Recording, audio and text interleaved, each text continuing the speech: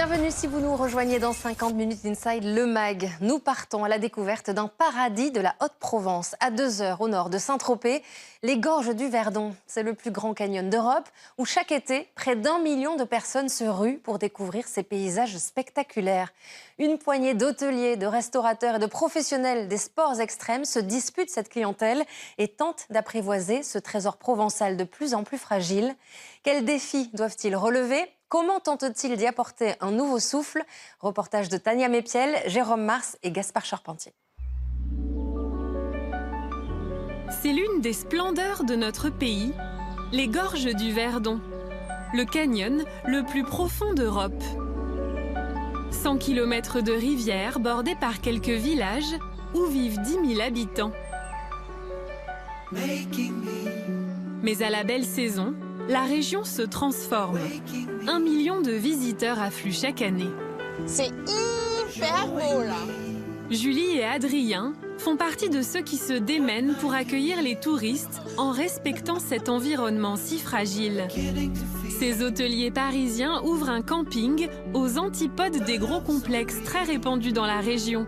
Séduiront-ils avec leur concept plus authentique? Alors, ce bouquet, on est bien là. Nous sommes partis à la rencontre de ceux qui apportent leurs nouvelles idées et un nouveau souffle à cette région, l'une des plus belles de France.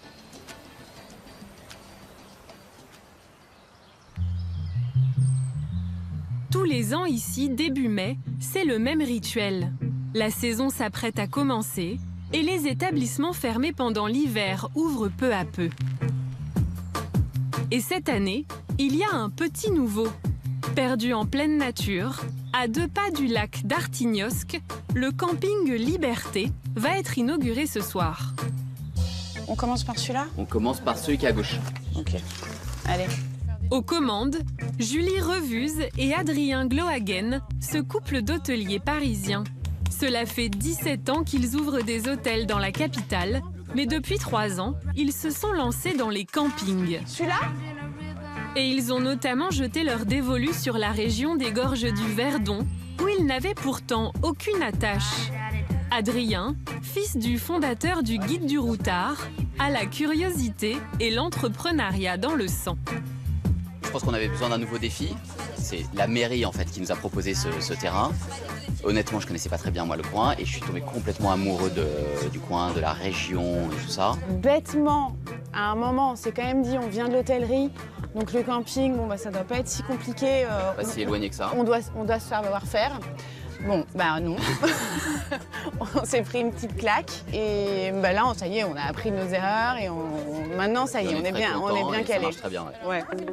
Pour cette ouverture, ils sont venus avec du renfort.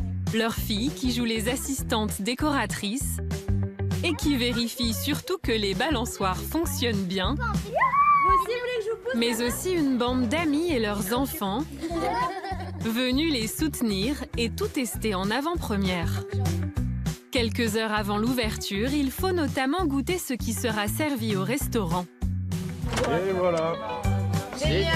Pour imaginer les menus, Hyper bonne celle-là. le couple a fait appel à un autre Parisien, Baptiste Gobillard, qui s'est lancé dans l'ouverture de Guinguette. Il y a encore un peu de carton là.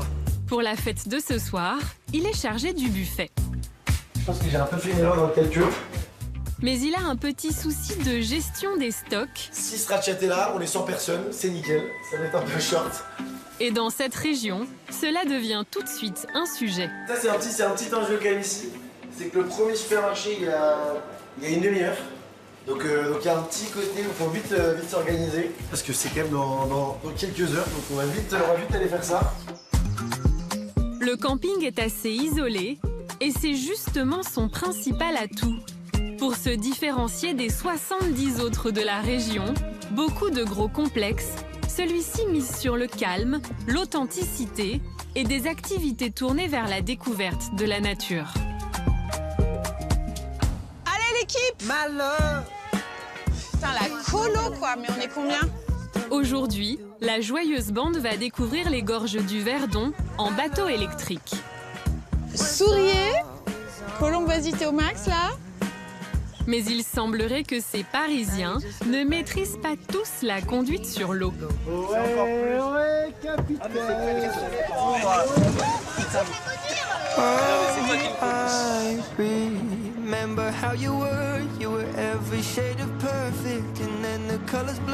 Regardez comme c'est beau, c'est magnifique. C'est fou. En ce mois de mai, il y a déjà du monde sur l'eau.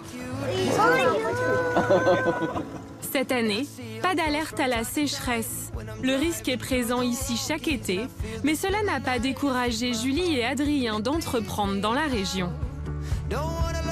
Il y a plein d'activités sportives, autres que sur les lacs à faire. Il y a plein de vélos, plein d'escalades, plein de choses. Pas une seule seconde on a hésité. Et sur le Verdon, il faut savoir s'adapter à un élément, le courant. Ici, sa puissance change régulièrement à cause des barrages qui lâchent d'énormes quantités d'eau. Ce jour-là, la famille va l'expérimenter. Le bateau fait du surplace. Du coup, on essaye de l'aider à la rame, mais je suis pas sûre qu'on arrive au bout.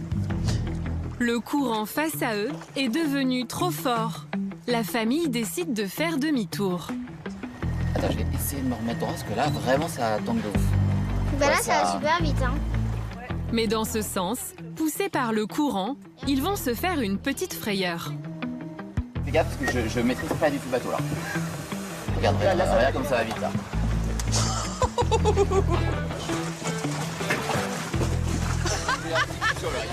On était super détendus. On l'est plus du tout. Dans quelques heures, un autre défi les attend. Réussir l'inauguration de leur camping. C'est aussi l'heure de l'inauguration du camping à Artignosc. Julie et Adrien, notre couple d'hôteliers, accueillent les premiers visiteurs. Moi, je suis à la Margarita, c'est moi qui l'ai fait. Vous m'en direz des nouvelles. Leur ambition, c'est que cet endroit devienne un lieu de vie pour les touristes, mais aussi pour tous les locaux, venus nombreux ce soir. Bonjour, enchantée. Depuis le début, ils ont une petite appréhension, ne pas être les bienvenus en tant que Parisiens. Une crainte dissipée ce soir-là. Merci beaucoup. On n'est pas chauvin, pas du tout. On adore les Parisiens. Et puis ils sont tous jeunes là, ils sont pleins d'idées ces jeunes. Je pense que la barrière du Parisien est passée parce qu'ils ont vu qu'on avait envie d'être là, on avait envie de s'intégrer et je pense qu'on est sur des rails et que ça va bien se passer. Et rien de tel que des vieux tubes pour resserrer les liens. La saison est lancée. Dans les prochains mois, la région va accueillir des centaines de milliers de visiteurs. Cet été, elle affiche déjà un taux de réservation 20% supérieur à l'an dernier. La cheville!